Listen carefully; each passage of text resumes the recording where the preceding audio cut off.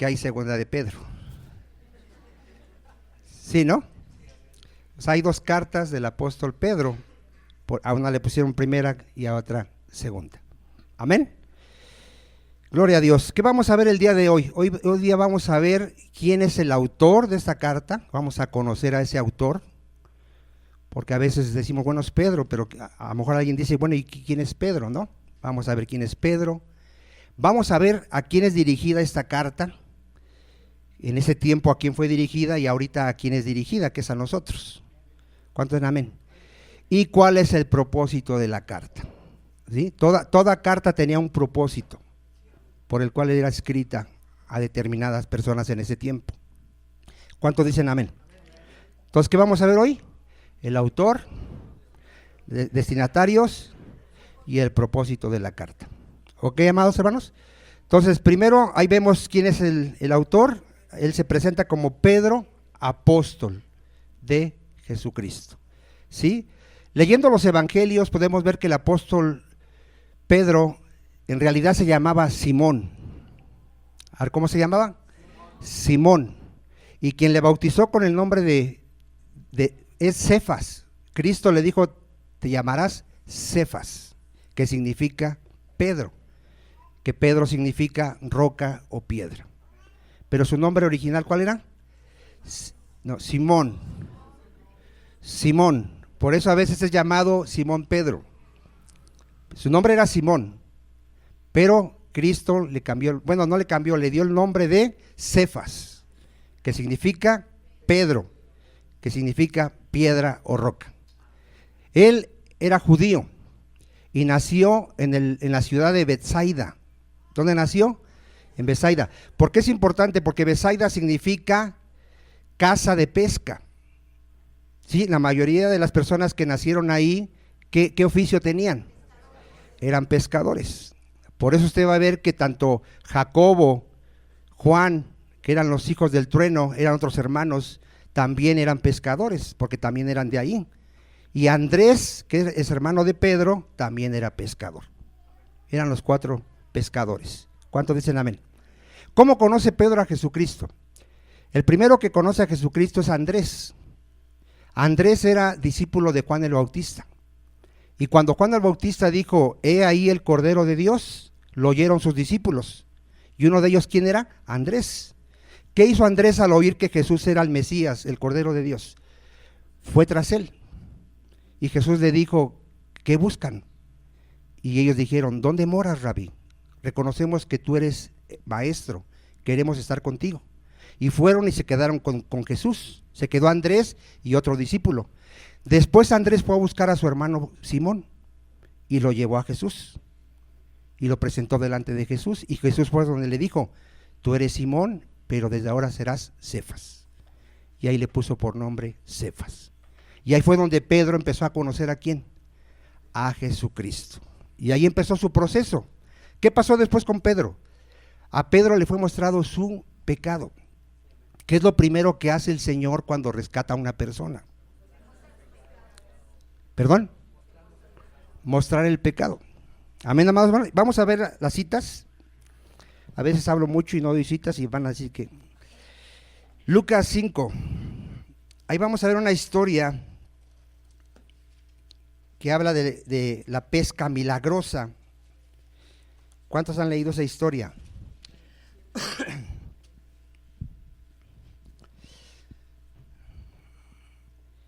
Lucas 5. Aconteció que estando Jesús junto al lago de Genezaret, el gentío se agolpaba sobre él para oír la palabra de Dios. Y vio 2 barcas que estaban cerca de la orilla del lago. Y los pescadores, habiendo descendido de ellas, lavaban sus redes. Ahorita vamos a ver quiénes eran estos pescadores. Y entrando en una de aquellas barcas, la cual era ¿de quién? De Simón. Le rogó que la apartase de tierra un poco, y sentándose enseñaba desde la barca a la multitud. Nuestro Señor Jesucristo le pidió a Pedro eso y se subió a su barca. Cuando terminó de hablar, dijo a Simón, boga mar adentro y echa vuestras redes para pescar. Respondiendo Simón le dijo, maestro, toda la noche hemos estado trabajando. ¿Cuánto tiempo había estado queriendo pescar? y nada hemos pescado. ¿Cuántos peces ya llevaban? Ni uno, hermano. Mas en tu palabra echaré la red. Y habiéndolo hecho, encerraron gran cantidad de peces, y su red se rompía. Entonces hicieron señas a los compañeros que estaban en la otra barca para que viniesen a ayudarles. Y vinieron y llenaron ambas barcas, de tal manera que se hundían. ¿Cuántos peces habrían? Muchísimos, hermano. Viendo esto, Simón, Pedro, cayó de rodillas ante Jesús diciendo: apártate de mí, Señor, porque soy hombre pecador. ¿Qué pasó con este milagro? ¿Qué vio Pedro? Vio la gloria de Jesucristo. Pedro se le reveló que Jesucristo no era un hombre común, era Dios, que tenía el poder de saber dónde estaban los peces y tenía el poder de que sus redes fueran llenas de peces. Cuando alguien ve la gloria de Cristo, lo que uno ve es su pecado. No sé si te pasó a ti cuando te estaban predicando y tú te creías bueno. No sé si te pasó. Y es que tú te comparabas y decías: es que yo no soy como los violadores, yo no soy como los sicarios, como los narcos, como los asesinos, yo no soy como ese tipo de personas. Y te empiezas a comparar con la gente de aquí. Pero cuando tú ves la santidad de Cristo, ¿qué es lo que ves en ti? Tú ves tu pecado. Cuando uno se acerca a la luz, uno ve sus manchas. Por eso la gente rechaza el evangelio de Jesús. Tú le empiezas a hablar a alguien de Jesús y él siente un cierto rechazo, porque está escrito que no quieren venir a la luz para que sus obras no sean ¿qué? Reprendidas. Tú le hablas a alguien de Jesús y él se empieza a incomodar. Empieza a hablar de cualquier cosa, de religión, y no pasa nada. Pero empieza a hablar de Jesucristo, que Él es Dios, que todo lo sabe, que conoce tus pensamientos, tus intenciones, que conoce desde que te levantas hasta que te acuestas, que sabes todo lo que tú has hecho. ¿Y qué empiezas a sentir? Temor de que Dios sabe todo lo que has hecho. ¿Cuántos dicen amén? ¿Sí te pasó o no te pasó? Nos creíamos buenos y de repente, ¿qué viste? Que tu maldad era muy grande, hermano. Que no eran pecadillos así cualquiera, eran pecados muy graves delante de Dios y que nos daría vergüenza que alguien los viera. ¿No te daría vergüenza que pasaran tu película? A ver, dile que está a tu lado. ¿No te daría vergüenza que pasaran tu película? Todo lo que has hecho ocultas, todo lo que has pensado. Entonces, ¿cómo salva a Jesucristo? ¿Cómo salvó a Pedro aquí? Mostrándole su pecado. Porque recuerden que si el Señor no te muestra tu necesidad de venir a Él, no vas a venir a Él. Él vino por los que están enfermos, por los que reconocen que han ofendido a un Dios santo, que han violado los mandamientos de Dios y que necesitan el perdón de sus pecados. ¿Qué le dijo Jesucristo? No temas, yo te haré pescador de hombres. Yo te voy a salvar y no solo te voy a salvar, me vas a servir, porque para eso nos rescató el Señor, para servirle. ¿Estamos amados, hermano? ¿Qué más se le reveló a Pedro? Cristo le dijo: bienaventurado eres Pedro, porque esto no te lo reveló un ser humano, sino mi Padre que está en los cielos. ¿Qué más se le reveló a Pedro aparte de ver su pecado? Que Jesucristo era el Mesías prometido en todo el Antiguo Testamento, el Hijo del Dios viviente. Y a través de esta revelación, ¿qué tuvo Pedro? La salvación de su alma. Ahora le dijo: ya tú eres Pedro, y sobre esta roca edificaré mi iglesia. Todo aquel que confiesa que Jesucristo es el Señor será salvo. Y nadie llama a Jesús Señor si no es por el Espíritu Santo. ¿Cuántos dicen amén? Entonces aquí vemos la obra de salvación que tuvo Pedro, que tú también debes de tener. Todo verdadero creyente tiene ese testimonio de que le fue mostrado su pecado y que le fue revelado ¿quién? Jesucristo. ¿Estamos, amado hermano? Si tú no has visto tu pecado y no sabes quién es Jesús, tú no eres salvo. Lo dice la palabra de Dios. Amén. Entonces lo salva. Ahora, ¿qué hace en Lucas 6:12? Vamos ahí a Lucas 6:12.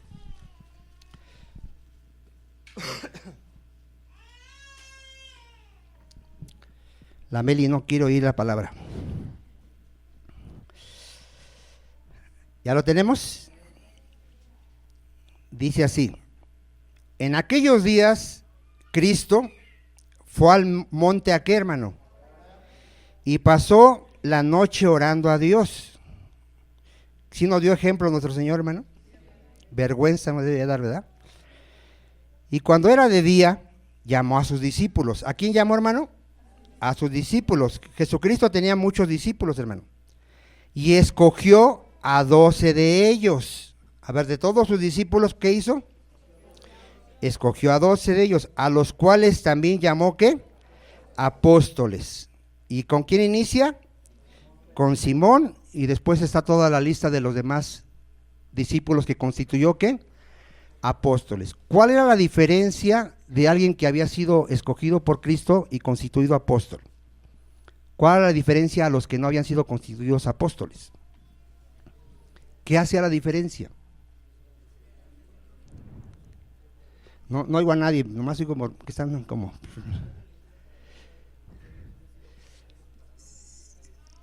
Sí, pero ¿qué caracterizaba a ellos de los demás? ¿Cómo sabían que ellos eran apóstoles y los demás no? Que ellos, Jesucristo les dio autoridad. A ver, ¿qué les dio Jesucristo? Autoridad de echar fuera demonios, de poner la mano sobre los enfermos y que estos sanaran. Eso es muy importante, hermano. Recuerde que las señales de un apóstol eran esas, que ellos tenían autoridad para poder expulsar demonios y poder sanar a las personas que estaban enfermas. ¿Cuántos dicen amén? No cualquiera lo podía hacer. Hoy en día se está predicando que cualquier cristiano tiene esa autoridad. No, mi hermano. Estas eran señales de un apóstol, lo dice el apóstol Pablo. Hay otros 70 que Jesús envió. ¿Qué les dio? Autoridad. Les dio autoridad. O sea que no a todos les daba la autoridad. Hoy se predica un evangelio que todo creyente tiene esa autoridad. No, mi hermano. De hecho, nosotros creemos que ya no hay apóstoles y ya no hay esa autoridad que le fue dada a ellos. ¿Cuántos dicen amén? Sí, es muy importante esto. Hoy se predican muchas cosas que ya no son bíblicas, hermano. ¿Sí? Cristo les dio autoridad y vamos a verlo ahí. Hay textos donde es claro que les da la autoridad. Mateo 10:1.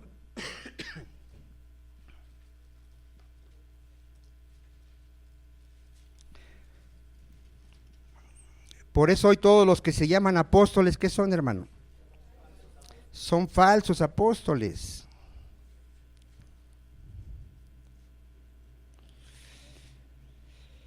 Entonces, llamando a ¿quiénes dijimos que eran estos 12 discípulos?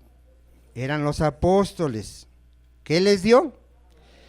Autoridad sobre los espíritus inmundos para que los echasen fuera y para sanar toda enfermedad y toda dolencia.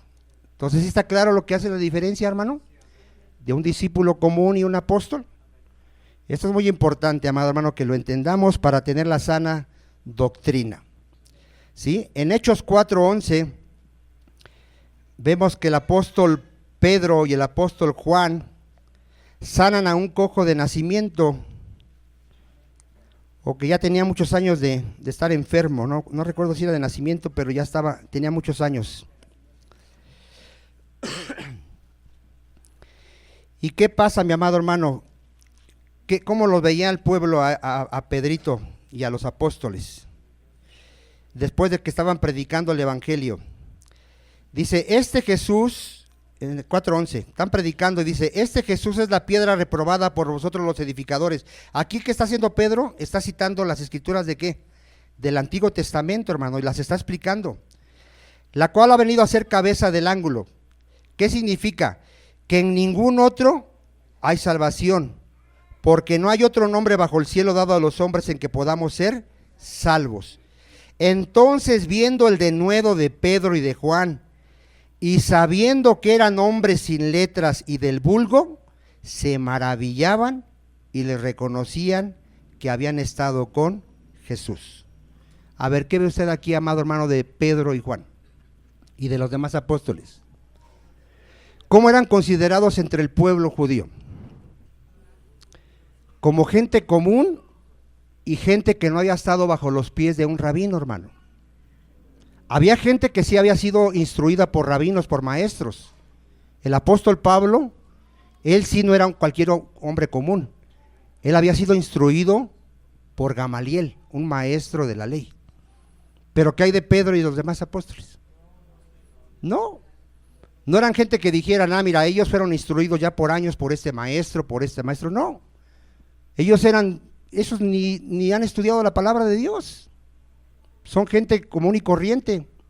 No son gente ni adinerada, ni noble, ni que tenga algún título. Son gente común y corriente del vulgo. Y empiezan a hablar, ¿qué? La palabra de Dios. Empiezan a citar el Antiguo Testamento y lo empiezan a explicar. ¿De dónde viene esto? Es la gracia de Dios. Y todo cristiano debe de causar esa admiración ante el mundo, hermano. La gente debe de admirarse de cómo Dios transformó tu vida. Y debe de admirarse de cómo tú, siendo un miserable adúltero, borracho, fornicario, mentiroso, ratero, hoy conoces la santa palabra y la puedes explicar y la puedes vivir. Ese es ser luz en este mundo, hermano. Que la gente vea tus buenas obras y glorifiquen a Dios. ¿Cuántos dicen amén? Un cristiano no debe de ser alguien ignorante si ya tiene varios años de cristiano, hermano. Lo dice Hebreos, que por el tiempo que llevamos ya deberíamos ser maestros. ¿Cuántos dicen amén? Tenemos, mira, yo no sé cuántos años tengas de cristiano, pero si tienes simplemente un año, ¿cuántos días ya tuviste para leer la palabra? 365 días. Que pudiste leer por lo menos 5 minutos la Biblia. Si tienes 2 años, más de 700 veces. Si tienes 3 años, más de 1000 veces. Más de 1000 días has tenido que puedes leer la Biblia. Nadie dice amén, no se quede callado porque los invitados van a decir, híjole, ya lo están regañando otra vez. No. Que no le dé vergüenza, hermano, mejor arrepiéntase. Y nuevas son las misericordias de Dios cada día. Puedes empezar hoy o mañana. ¿Cuántos dicen amén? Y si Dios te da vida un año, vas a tener 365 días para poder estudiar la palabra de Dios. Y ya tus pláticas ya no van a ser vanas. ¿Sí sabe que las pláticas del mundo son vanas? Y así eran nuestras pláticas. Todos los días llegábamos al trabajo. ¿Qué pasó, compadre? ¿Cómo quedó la América? ¿Ya viste lo que dijo López Obrador? Y puras cosas vanas. ¿Y a dónde te fuiste este sábado? Me fui aquí a tomar. ¿Cuántas te tomaste? ¿Con qué chavas andas? Y todas las pláticas que son, hermano. Pero un cristiano, nomás se te acerca alguien, que ya ni se te acercan, pero te acerca alguien y les empiezas a predicar la palabra de Dios. Y ya te empiezan a ver raro. Pero si tú me hablabas del fútbol, y ahora ya estás con tu religión. No, palabras de vida eterna. Porque yo sé que tú estás muerto y necesitas a Cristo. Y te voy a hablar de Cristo mientras pueda y mientras te dejes. Ya cuando me digas que ya no te hable o ya no vengas conmigo, pues ya. Pero mientras te voy a predicar la palabra de Dios. Y se tienen que admirar, hermano, que tú a lo mejor ni la primaria cruzaste. ¿Cuántos de aquí estudiaron la primaria? La secundaria. Yo nomás acabé la secundaria. Yo no estudié después. Pero gracias a Dios lo que sí empecé a estudiar cuando me alcanzó el Señor, la Biblia. La Biblia. Entendí que había que meditar día y noche, para poder llegar a ser un árbol plantado junto a corrientes de agua, que su hoja no cae y da su fruto a su tiempo. ¿Cuántos dicen amén? Y que tenía que enseñarle a mi familia, lo entendí gracias a Dios, no estoy presumiendo, es la misericordia de Dios, pero lo entendí. Y gracias a Dios mis hijas estaban chiquitas, ¿y qué empecé a hacer? A enseñar la palabra, porque gracias a Dios entendí que nuestra mayor necesidad era conocer a Dios conocer la palabra de Dios, que es palabra de vida eterna. Entonces yo no sé cómo te ven a ti, si realmente se maravillen de ver que eres otra persona y que ahora tu mundo ya se llama Dios, ya no es el fútbol, ya no son las novelas, ya no son las riquezas de este mundo, sino Dios. Que puedan ver eso en ti como lo vieron los apóstoles. Amén, amados hermanos. Y aunque se burlen de ti, gloria a Dios. Mira, 1 Corintios 1:26, a mí me gusta mucho este texto, sobre todo cuando hay hermanos presumidos. ¿Sí sabe que hay hermanos presumidos? ¿Sí lo sabía o no lo sabía? Que se jactan de saber más que otros, o se jactan de que tienen un mejor empleo, no sé. Porque un cristiano debe de ser humilde y reconocer que no es él, sino la gracia de Dios. ¿Qué dice aquí Pablo a los corintios?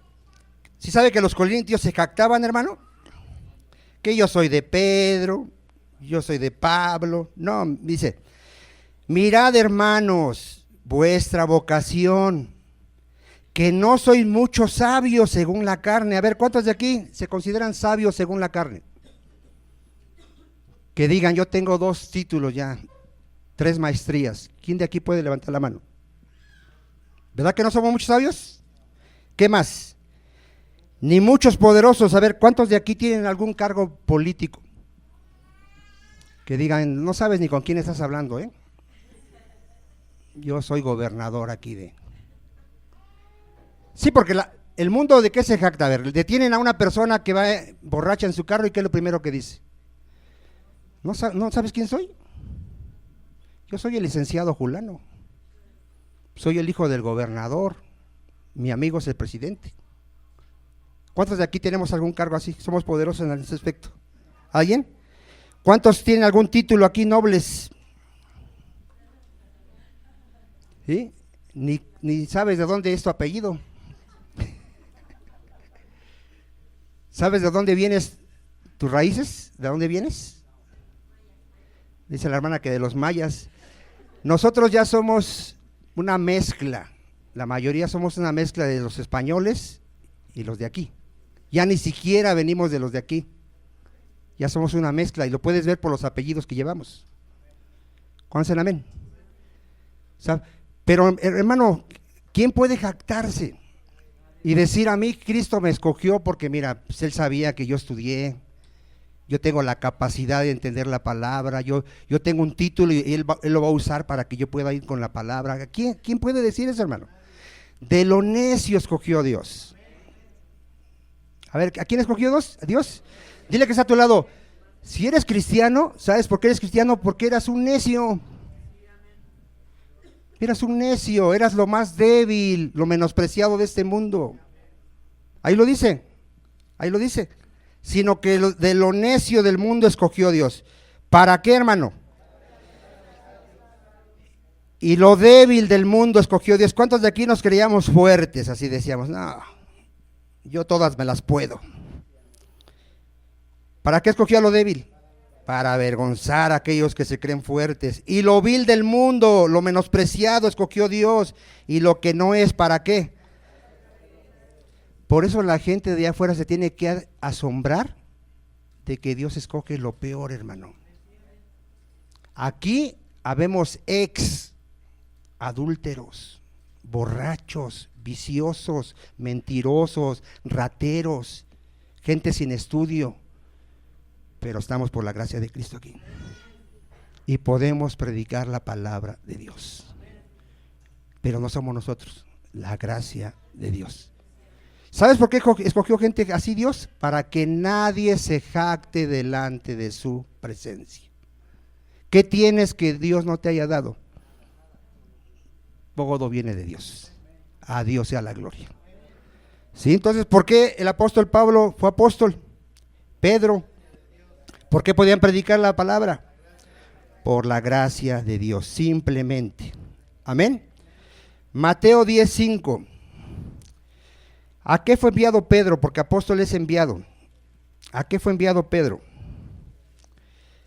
A los judíos. ¿En qué consistía el apostolado de Pedro?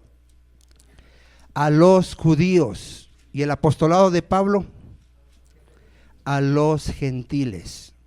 ¿Sí? Es muy importante esto. Por eso dice ahí, cuando Cristo envía a los 12 apóstoles, los envía a predicar, ¿a quién les envía a predicar? Dice, a estos 12 envió Jesús y les dio instrucciones diciendo, por camino de gentiles, ¿qué dice? No vayas. Y en ciudades samaritanos, ¿quiénes eran los samaritanos? Era un pueblo que venía de una mezcla de gentiles y judíos, ¿sí? No era una raza pura de judíos, por eso también dice a ellos tampoco. Ahorita no vayan con ellos. ¿Sale? Dice, sino oíd antes a las ovejas perdidas de la casa de Israel. ¿Cuál era el ministerio de los apóstoles, hermano? Predicar a la casa de Israel, a las ovejas perdidas. ¿Cómo estaba el pueblo de Israel? Estaban perdidos, necesitaban el evangelio, hermano. Y yendo, predicar diciendo, el reino de los cielos se ha acercado. A ver, ¿qué les tenían que predicar a los judíos? ¿Qué estaban esperando los judíos? Pero de acuerdo a lo que dice ahí, que predicaran el reino de Dios. Ellos estaban esperando el reino de Dios, estaban esperando a un rey prometido. ¿Qué les tenían que decir? El rey ya vino y se llama Jesucristo. Él es el hijo de David. Él es el rey que Dios prometió, Jesucristo. Y el reino ya está aquí. Para entrar necesitas arrepentirte y creer que Jesús es el Mesías. Y entras al reino de Dios. Pero el reino ya está aquí, hermano. Sanad enfermos para que vean que el reino de Dios está aquí. ¿Cómo se manifestaba el reino? Sanando enfermos, limpiando leprosos, resucitando muertos, echando fuera demonios. De gracia recibiste, dad de gracia. Porque todas estas cosas, ¿cómo eran hechas, hermano? Por el poder de Dios.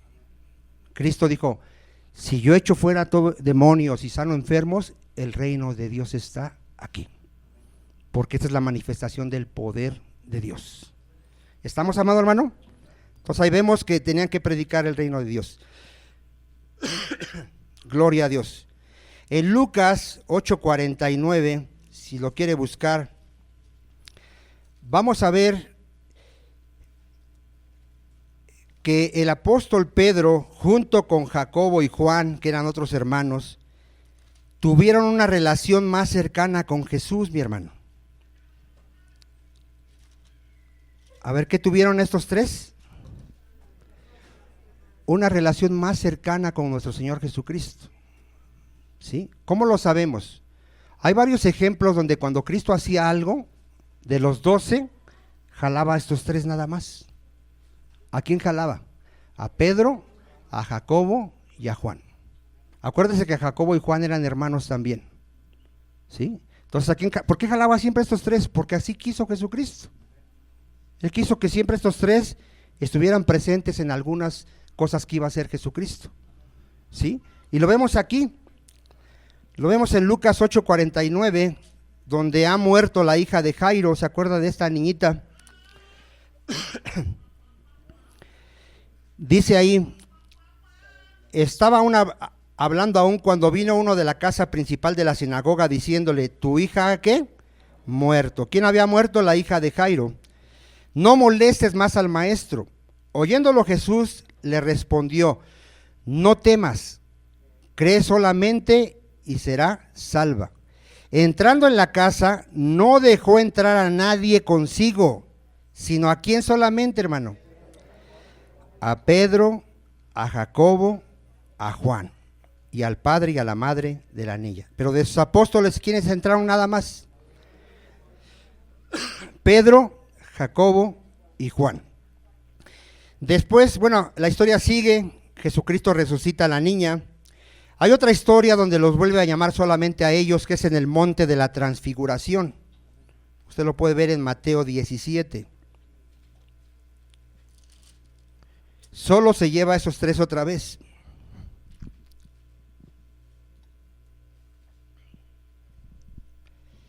Sí, y Pedro siempre estaba ahí con los tres, con los tres. ¿Lo tiene? 6 días después Jesús tomó ¿a quién? A Pedro, a Jacobo y a Juan su hermano, y los llevó aparte a un monte alto y se transfiguró delante de ellos, y resplandeció su rostro como el sol, y sus vestidos se hicieron blancos como la luz. Esto debe haber sido glorioso, hermano, ver la transfiguración de Cristo, cómo su rostro resplandeció más brillante que la luz del sol. Eso debe haber sido glorioso. ¿Cuántos dicen amén? ¿Y quiénes nada más fueron testigos de eso? Pedro, Jacobo y Juan. Cuando Jesús va a ser ya entregado y va al monte de los olivos en el huerto de Getsemaní, ¿a quién jala, hermano? A Pedro, a Jacobo y a Juan. ¿Y qué les pide? En Mateo 26:36.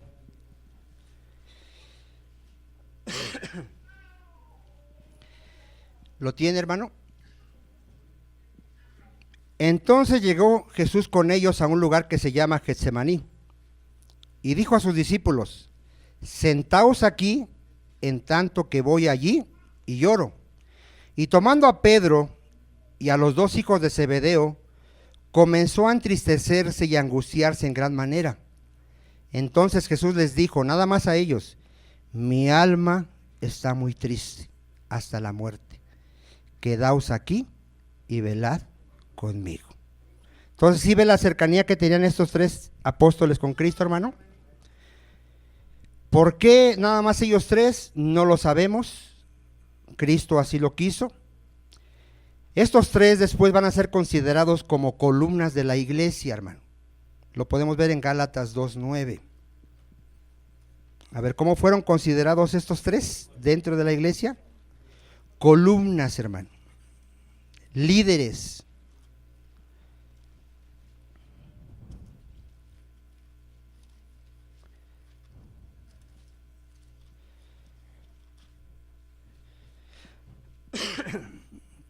¿Es bueno tener columnas en la iglesia, hermano?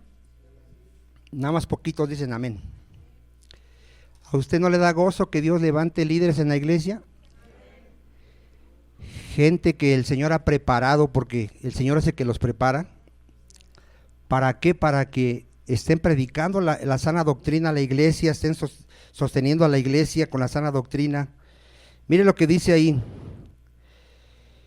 Y reconociendo la gracia que me había sido dada, ¿quiénes?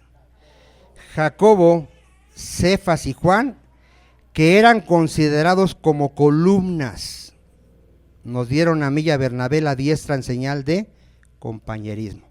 O sea, ¿quiénes eran los líderes de la iglesia de Jerusalén? Pedro, Jacobo y Juan. ¿Estamos, amado hermano?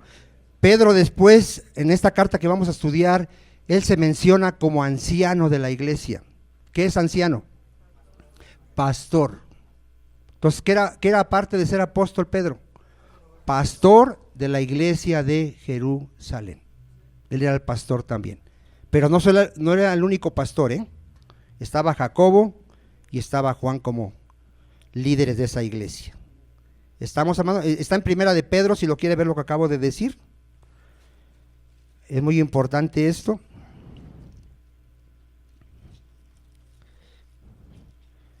Vamos a verlo esto más adelante. Lo que Pedro le dice a los pastores. Primera de Pedro 5:1. Ruego a los ancianos que están entre vosotros, yo anciano también con ellos. A ver, ¿qué era Pedro? Pastor anciano. Y testigo de los padecimientos de Cristo, que soy también participante de la gloria que será revelada. Y después le empieza a dar instrucciones a los pastores. Lo vamos a ver más adelante. Amén, amados hermanos. Es al apóstol Pedro al primero que se le revela el misterio de los gentiles, hermano. A ver, ¿a quién se le reveló este misterio? A Pedro. A Pedro se le revela. ¿Cómo se le revela el misterio de que los gentiles serían parte del cuerpo de Cristo? En una visión. ¿Sí? Pedro está orando y ve una visión. Dios le muestra, baja un lienzo y ve animales inmundos. ¿Cuáles eran los animales inmundos? Los que estaban prohibidos para que ellos los comieran. ¿Cuántos dicen amén? ¿Y qué le dice el Señor a Pedro? Mata y come. ¿Cuál es la respuesta de Pedro como judío? Ninguna cosa inmunda ha entrado por mi boca, Señor. O sea, eso es inmundo, Señor. Y el Señor le dice, lo que yo he santificado, tú ya no lo llames inmundo. ¿Cuándo comprendió Pedro esta visión? Cuando es enviado a la casa de los gentiles, de un soldado llamado Cornelio. Pedro sabía que no podía entrar a esa casa. Para un judío era abominación entrar a la casa de un gentil. ¿Pero por qué fue? Porque el Espíritu Santo le dijo, ve con ellos. Le fue mandado. Y él llega y les dice, ustedes saben cuán abominable es para un judío entrar en la casa de un gentil, pero vine porque Dios me dijo que a nadie llame inmundo. Entonces, ¿qué entendió Pedro? Que también el evangelio tenía que ser predicado a los gentiles.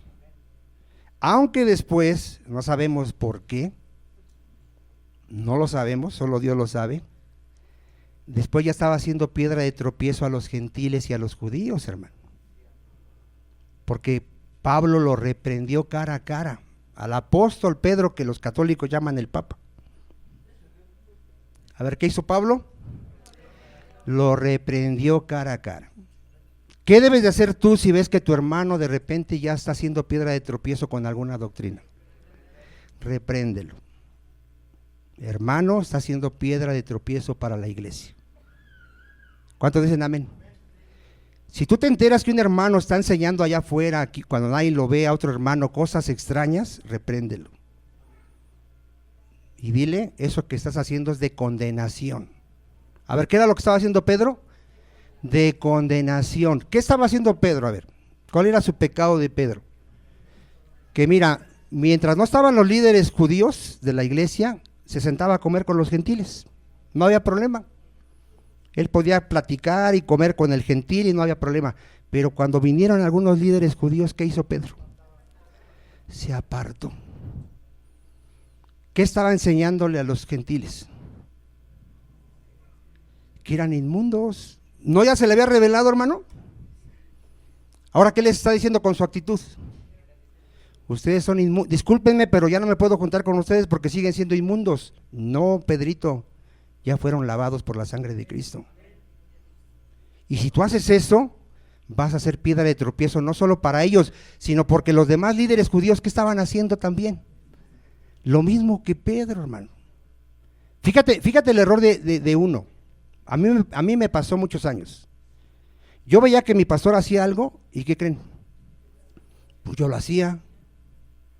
Él empezó a celebrar bodas en la iglesia, ¿y qué creen que después hice yo?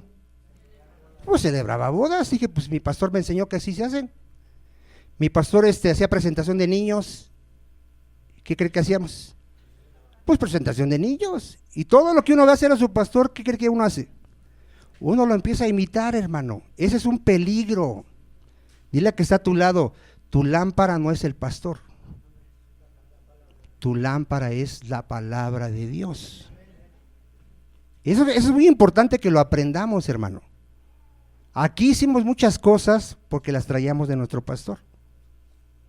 Ahorita ya no. Ahorita todo tiene que estar establecido en la palabra de Dios. Cuando alguien te quiera enseñar allá afuera, dime dónde dice. Y aparte, que no se contradiga con lo que dice acá. ¿Cuántos dicen amén? Porque es bien fácil hacer una doctrina de un texto bíblico, pero ¿qué dice acá? ¿Qué dice acá? ¿Qué dice acá? Porque todo tiene que concordar. ¿Estamos, amado hermano? Entonces, vean el peligro del apóstol Pedro. Era de condenación y Pablo lo reprendió. Y yo creo que Pedro aprendió la lección porque ya no se ve que anduviera haciendo esas cosas. Amén, amados hermanos. Entonces, así como tuvo aciertos, Pedrito también tuvo sus errores. ¿Sí? En Efesios 3:5, quiero que veamos este misterio y que demos gloria a Dios, porque por eso estamos aquí, hermano. Porque a Dios le agradó que los gentiles también fueran parte del cuerpo de Cristo. Esto era un misterio que estuvo oculto por muchas generaciones, hermano, ¿eh? ¿Y a quién le fue revelado? A los apóstoles. Efesios 3:5, ¿lo tiene? Misterio que en otras generaciones no se dio a conocer a los hijos de los hombres, como ahora revelado a sus santos apóstoles y profetas por el Espíritu. ¿Quién revela este misterio? El Espíritu Santo, hermano. ¿Qué es ese misterio? Que los gentiles son coherederos y miembros del mismo cuerpo y copartícipes de la promesa en Cristo Jesús. ¿Por medio de qué, hermano? Del Evangelio. ¿Qué pasó cuando Pedro va y le predica a los gentiles? ¿Quién fueron los primeros que le reclamaron? Los líderes judíos. ¿Y por qué entraste a la casa de esos inmundos? Y ya Pedro les platica la historia y ya le dan la gloria a Dios. Y dicen, también a los gentiles ha dado Dios arrepentimiento para vida. También a los gentiles. Entonces la iglesia ahorita, en ese tiempo era judíos y gentiles, y hasta el día de hoy, si un judío se convierte a Cristo, viene a ser parte de la iglesia de Jesucristo. Amén, amados hermanos. Gloria a Dios.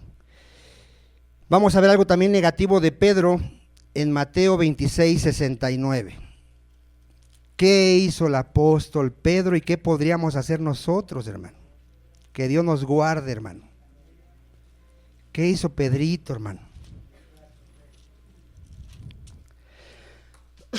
Negó al Señor 3 veces. Nosotros lo hemos negado más veces, hermano. Cuando tú no le has dicho a una persona que eres cristiano, estás negando a Cristo. Cuando no le predicas el evangelio, estás negando a Cristo. Cuando te comportas como mundano, estás negando a Cristo. Pero aquí Pedrito ya se lo habían advertido. ¿Cuál fue el error de Pedro? Que no sea el nuestro. A ver, ¿cuál fue el error de Pedro? Que se creía muy valentón. Así como usted comprenderá. Hay gente que me dice, yo puedo ir a la fiesta y no pecar. Yo puedo ir y aunque vea que estén tomando, yo soy santo. No tientes al Señor. ¿Cuántos dicen amén? Pedrito dice, aunque todos esa bola te niegue, yo no te voy a negar, Señor. Yo estoy dispuesto a dar mi vida por ti.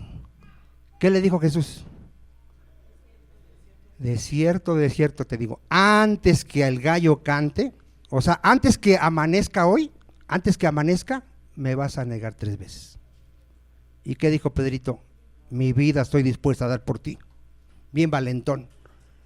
Una muchachita le dijo, ¿tú eres de ellos? No, yo ni lo conozco. 3 veces lo negó. Pero después fue y se arrepintió. Lloró amargamente. ¿Por qué? ¿Por qué Pedrito se arrepintió y Judas no?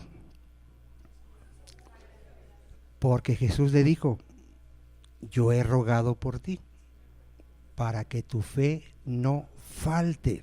¿Sabes por qué sigues aquí? A pesar de cómo eres, dile a que está a tu lado, ¿sabes que a pesar de cómo eres, así como eres, sigues aquí? Porque Jesús está intercediendo por ti. Nada más por eso. Porque te apuesto que tú ya muchas veces dijiste, ya no voy a ir. Ya no voy a ir. Ya no tengo ganas de ir, ya me desanimé. Te cuesta, cada vez te cuesta más congregarte, leer la Biblia, santificarte. ¿O no nos cuesta? ¿Y por qué seguimos? Porque Jesús nos está sosteniendo, hermano. Y a pesar de cómo somos, Él va a llevarnos a la gloria. Porque estoy persuadido que el que comenzó la buena obra en nosotros la perfeccionará hasta el día de Cristo. Entonces, hermano, podríamos hablar de Pedro así como que un super cristiano. Porque hay gente que sí habla así. No, Pedrito era calidad. No, Pedrito era como tú y como yo. pecador, pescador, un hombre sin estudios, un hombre común, pero la gracia de Cristo, la gracia de Cristo. Por eso es muy importante lo que dice Pablo, no nos predicamos a nosotros, sino a Jesucristo y a este como Señor. ¿A quién hay que exaltar? ¿A quién hay que darle la gloria? A nuestro glorioso Señor Jesucristo. Jamás se la des al hombre. ¿Estamos, amados hermanos? Vamos a avanzar. Vaya, primera de Pedro 1:1. Entonces ya conocimos un poquito más de Pedrito. Podríamos ver más cosas, pero yo creo que con eso ya usted investigue más y va a ver cómo caminó sobre el mar y muchas otras cosas de Pedrito. Era casado, para que no le engañe la Iglesia Católica y diga que un sacramento es que el sacerdote sea célibe. Mentira. El primer papa que llaman ellos era casado, tenía suegra. Dios no le dio la bendición de no tener suegra, tenía suegra. Gloria a Dios, ya, para que se despeje un poquito. Primera de Pedro 1:1. Entonces ya vimos quién es el autor, Pedro, el apóstol de Jesucristo. ¿A quién va dirigida esta carta, hermano? A los expatriados, y ahí menciona varios lugares que ahorita, si usted busca en un mapa, es Turquía, hermano. A ver, ¿qué lugar es todas estas ciudades? Turquía, usted busca un mapa y ese es el lugar. Pero ¿qué significa expatriados? ¿Qué es un expatriado? Alguien que está fuera de su país de origen, Juan Seramén, está fuera, por alguna razón está fuera. Esta carta, hermano, fue escrita mayormente a gentiles. ¿Dónde lo sabemos? Vamos a verlo dónde dice que eran gentiles.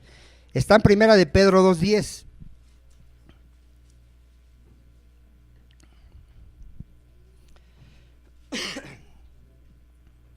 ¿Por qué sabemos que eran gentiles estos expatriados? Vosotros en otro tiempo, ¿qué dice? No eran pueblo, pero que ahora sois pueblo. En otro tiempo no habíais alcanzado misericordia, pero ahora que alcanzamos misericordia. Y un texto más claro está en primera de Pedro 4:3, donde se nos dice que ya no vivamos como vivíamos antes. Baste ya el tiempo pasado para haber hecho lo que agrada a quién, hermano, a los gentiles, andando en lascivias, concupiscencias, embriagueces, orgías, disipación y abominables ¿qué? Entonces la mayoría de estos creyentes ¿qué eran, hermano? Eran gentiles. ¿Por qué Pedro los llama expatriados? Porque todo verdadero creyente está en este mundo, pero ya no pertenece a este mundo. A ver, ¿qué debes de saber tú como creyente?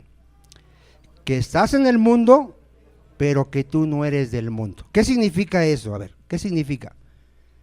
Que yo estoy aquí, pero no pertenezco aquí. A ver. Que nosotros ya fuimos rescatados de nuestra vana manera de vivir. Que nosotros ya fue renovado nuestro entendimiento. ¿Cómo es el entendimiento del mundo? Está entenebrecido. El mundo vive ajeno a la vida de Dios. ¿Cómo es un creyente?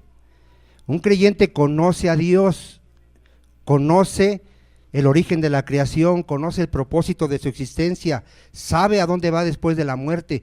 Él ya no está como el mundo con un entendimiento entenebrecido. Él ya no es esclavo del pecado. Nosotros ya no amamos el mundo, ni las cosas que están en el mundo. ¿Qué ya no amamos del mundo? A ver. Mire, todo lo que el mundo ofrece es placer, ¿no? Mujeres, riquezas. Nosotros ya no queremos eso. Nosotros ahora, nuestros tesoros, ¿dónde están? En el cielo. Nosotros sabemos que este mundo y sus deseos va a pasar.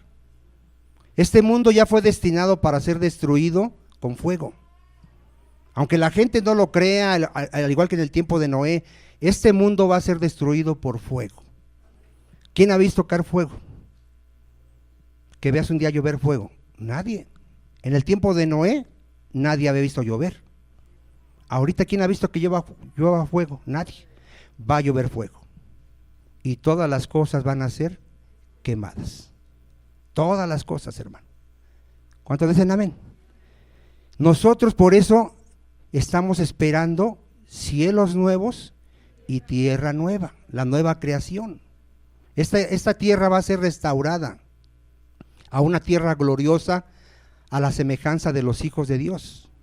Igual, ahorita todas las cosas de este mundo se pudren, hermano, se mueren. ¿Cómo va a ser la nueva creación? Ya no hay muerte, ya nada se pudre, ya no hay contaminación de nada, ya no hay pecado, va a ser algo glorioso, donde mora la justicia. ¿Cuántos dicen amén? Tú tienes que entender que vas de paso. Esto es muy importante, hermano. Mira, si has visto esas películas donde desalojan a la gente cuando ya, por ejemplo, ahorita que estaba el incendio allá en California, ¿verdad? ¿Qué crees que hace mucha gente? A ver, no se quiere salir de su casa, hermano. Y ahí está con la manguera queriendo detener el fuego y no quiere perder sus pertenencias, hermano. Porque está aferrado ¿a qué? A este mundo, hermano. Nosotros vamos de paso. No nos vamos a llevar nada. No tengas miedo el día que te digan que ya te vas a morir, porque vas de paso. ¿Cuántos dicen amén? ¿No dicen amén?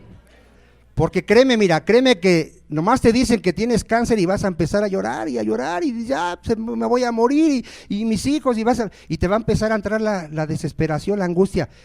Eres peregrino de aquí, no perteneces aquí. Mientras estés en este cuerpo, vas a estar ausente del Señor. Necesitamos abandonar este cuerpo, dice Pedro. ¿Cuántos dicen amén? ¿Cuándo lo vas a abandonar? Cuando te mueras. Es necesario, hermano, que este cuerpo corruptible sea transformado en un cuerpo incorruptible, porque este cuerpo no puede heredar el reino de Dios. Entonces, tú deberías anhelar que ya ser revestido de ese cuerpo glorioso, hermano. Por eso la iglesia y el Espíritu que dicen, ven Señor Jesús. ¿A cuánto les gusta este cuerpecito? A ver, que dice, ay, qué bonito soy. Y te ves al espejo, ay, Dios me hizo bien guapo y estás presumiendo de tu cuerpecito. ¿Cuántos ya decimos, Señor, ya ven, ya me duele todo? Cada vez estoy más enfermo, más viejo, más débil. Los problemas en lugar de que se acaben aumentan. Salgo de uno y ya entré a otro y parece que están formados los problemas. ¿Cuántos serán amén? ¿No te da angustia esta vida, hermano? ¿No te da angustia ver cómo el mundo va de mal en peor? Ya no podemos salir ni al transporte público, hermano. Te asaltan en un restaurante, te asaltan en la calle, vas al centro y te asaltan. Donde quiera está horrible, hermano. Ahorita el COVID, que ya se mutó, que ya es más feo, y cada vez se van a oír cosas peores, hermano, porque la maldad irá en aumento. ¿No te quieres ir de aquí? Entonces no vayamos a estar quejándonos, ya me dijeron que me voy. No, gloria a Dios. Y dile a tu familia, ahí me alcanzas. Ahí me alcanzan porque parece que yo ya me voy. Pero Cristo fue a preparar morada. No solo para mí, ahí los espero, los quiero ver ahí. Dile a tus hijos, los quiero ver ahí. Ya les puse ejemplo. ¿No dicen amén? No vayas a llorar con tus hijos, ay, ya me voy a morir, hijos, y los vas a desanimar. No, diles, hijos, ya me voy con el Señor. Y es mejor estar allá que aquí. Y que te digan, pobrecito, pobre de ustedes, yo ya terminé la carrera. ¿Sabe que cuando Jesucristo iba a morir estaban llorando por él? ¿Y qué les dice? Lloren por ustedes y sus hijos. Yo ya voy a la gloria con mi Padre. Es que, hermanos, es la fe. Tienes que creer lo que dice Dios, hermano. Porque es lo que te va a fortalecer en medio de la enfermedad, en medio de la muerte. Eso te va a fortalecer, que sepas que tú vas de paso nada más. Mira, vamos a verlo. Primera de Juan 5:19. ¿Qué sabe un creyente, hermano? Que nosotros de quién somos, hermano. De Dios. Primera de Juan 5:19. ¿Qué sabe un creyente, hermano? ¿De quién eres tú? A ver. Eres de Dios. ¿Y qué más sabes? Sigue leyendo ahí. ¿Qué más sabes? Que todos los que no son cristianos están bajo el dominio de Satanás. Son hijos del diablo, son hijos de ira, van a recibir la ira de Dios cuando mueran o cuando venga el juicio, van a ir a un lugar de tormento, pero tú sabes que eres de Dios. Y para ti hay cielo nuevo y tierra nueva. Hay vida eterna. ¿Cuántos dicen amén? Esto es muy importante que lo sepamos. Miren, en Primera de Pedro 2:11, cuando lleguemos a ese texto vamos a ver que nosotros somos extranjeros y peregrinos, hermano. ¿Qué eres, hermano? Grábate eso, porque mira, ¿no parece ridículo que te vayas de vacaciones una semana a un lugar y te lleves todos tus muebles? A ver, ¿cómo se vería eso? A ver. Se vería ridículo. ¿Por qué no te llevas todos los muebles? Porque nomás vas así por un tiempo. Bueno, hay gente aquí que sigue construyendo casas. Ya tiene una, ya tiene dos. No, quiero 3, quiero 4. Como si fuera a vivir eternamente aquí. Ahorita vamos a ver cómo vivía Abraham, el hombre más rico de ese tiempo. ¿Cómo vivía Abraham? En tiendas de campaña. ¿Por qué crees que vivía en tiendas de campaña? Porque él esperaba la ciudad cuyo arquitecto y constructor es Dios. Por eso tú no digas, ay, nací pobre y pobre me voy a morir. Ya, y dices, acepto. No, tú no eres pobre, dice Apocalipsis, tú eres rico, dice Apocalipsis. Nomás que como que no nos ha entrado en la cabecita. Yo todavía escucho, ay, es que ya así me voy a morir pobre. No, no eres pobre, eres rico, tienes las riquezas eternas, hermano. Mira, esos que tienen carrazos, motos del año, ahí como mi sobrino, dice que vinieron desnudos. A ver, ¿cómo vinieron a este mundo? ¿Cómo se van a ir? Desnudos. ¿Qué te vas a llevar ya que está a tu lado? ¿Qué te vas a llevar? ¿Sabes qué deberías de hacer los que tienen mucho dinero? Inviértelo en el reino de Dios. Invierte. No hay mejor inversión ni mejor banco que el reino de Dios. Tú inviertes ahí y estás haciendo tesoros en el cielo. Porque te digo una cosa, todo lo que tenemos no es tuyo ni mío, es del Señor. Y solo somos administradores. Y Él va a ver qué hicimos con lo que nos dio. ¿Te dio 100 pesos? Dios te va a pedir cuentas que hiciste con los 100. ¿Te dio 1,000,000? Te va a pedir cuentas que hiciste con el 1,000,000. Entonces, hermano, fíjate cómo cambia la mentalidad. Ahora, ¿qué tesoros vas a buscar hacer? Celestiales. Ya no te preocupes por las cosas de aquí, dice Dios. Busca mi reino y mi justicia y todo te será añadido.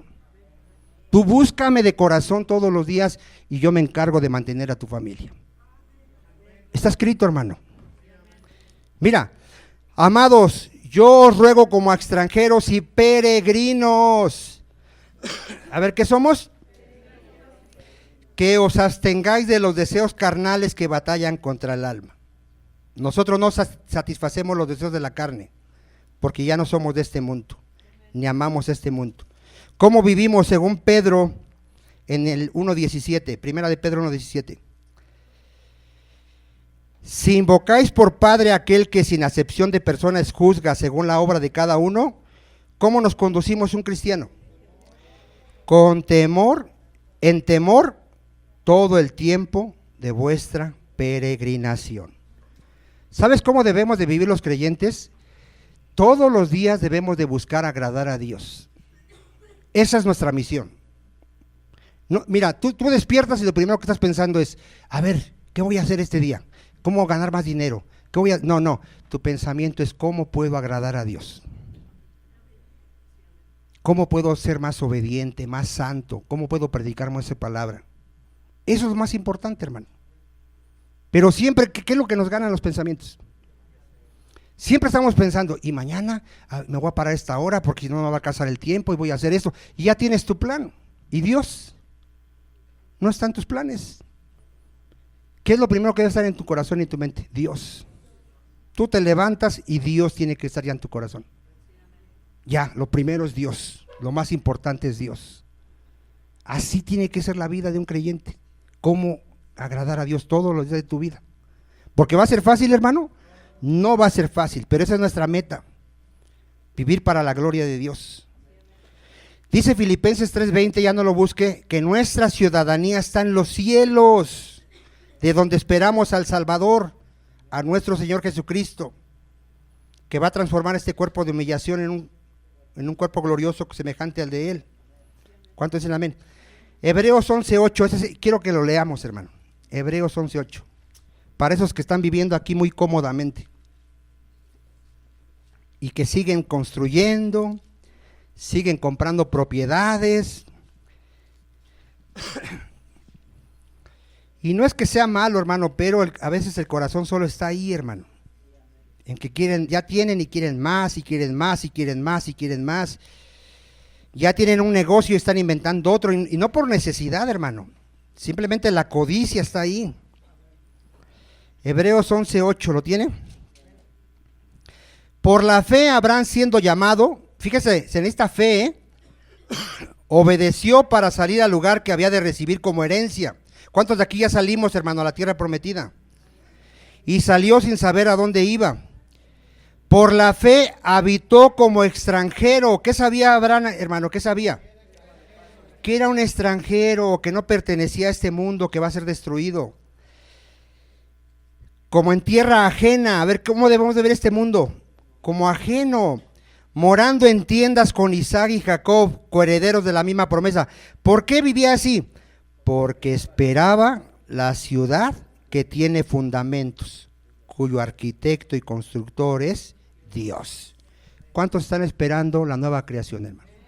Cielos nuevos y tierra nueva. Entonces, ya que está a tu lado, no te quiero ver ahí todo desanimado cuando te digan que te vas a morir. No, da gloria a Dios y dile a los demás hermanos, ahí me alcanzan. Así dígale, hermano, ay, me alcanzas porque yo ya me voy. Ya terminamos con uno de los propósitos, hermano, de esta carta, primera de Pedro 5:8-9.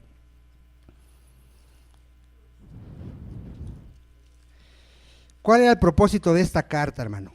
Animar a los hermanos. Sí, sabes, vamos a estar viendo en esta carta que todo creyente, su fe va a ser probada. A ver, ¿qué va a hacer Dios con todo el que dice ser creyente? Su fe va a ser probada. Porque Dios quiere hallar tu fe en alabanza. A ver, ¿cómo quiere hallar tu fe Dios? ¿Qué significa eso? A ver.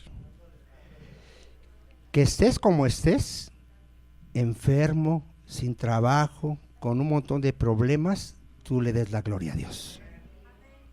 Y digas, bendito es el Señor. Él da y Él quita. Así te quiere hallar. No te quiere hallar todo ahí. Ay, creo que Dios ya no está conmigo, ya no me quiere, mira cómo me tiene. No, así no te quiere. Porque cuando venga la prueba a tu fe que dice ser cristiano, se va a ver si eres cristiano o no eres cristiano. ¿Va a ser fácil tu caminar? No. El cristiano va a padecer. Mira, tenemos como enemigo tu carne y no la puedes dejar. Cada que despiertas, ahí está la carne. Tienes como enemigo el mundo y tienes como enemigo a Satanás.